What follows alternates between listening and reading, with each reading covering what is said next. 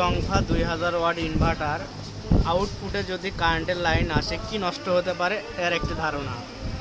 তো এই ইনভার্টারটা মেরামত করতে নিয়ে আসছিল আমার কাছে একজন ভাই। তো এটার মূলত যে রিলে থাকে এই রিলেটা নষ্ট, পাশাপাশি এখানে যে এসি সাইডে যে মসফেটগুলো আছে এর 4টা মসফেটই নষ্ট, পাশাপাশি এখানে এসএমডি রেজিস্টার থাকে এবং 3D ট্রানজিস্টর, এই ট্রানজিস্টরটাও নষ্ট ছিল, যার কারণে এটা বাইসিংগুলো ক্লিয়ার ছিল না। এখন আমি মসফেটগুলো লাগাইনি, তার আগে বাইসিংগুলো চেক করে নিয়েছি। তো দেখা যাক বাইসিংগুলো ঠিক আছে কিনা। মসফেটের যে গেট সিগনালে বাইসিং ভোল্টেজগুলো হতে হবে, তো এই ভোল্টেজগুলো ক্লিয়ার হয়ে গেছে। তো দেখুন, তো আমি 4টা লেগেরই ভোল্টেজগুলো চেক করেছি, ইনশাল্লাহ এখন মসফেটগুলো লাগালেই ওকে হয়ে যাবে। তো এই বাইসিং ভোল্টেজগুলো ক্লিয়ার থাকলে মসফেট লাগালে কাজ করবে, তাছাড়া কিন্তু কাজ করবে না। আর এই ভিডিওটি করার উদ্দেশ্য একটাই, যদি আউটপুটে আপনারা এ ধরনের ভুল করেন সেই ক্ষেত্রে এই সমস্যাগুলো অ্যাভেলেবেল হবেই 100%।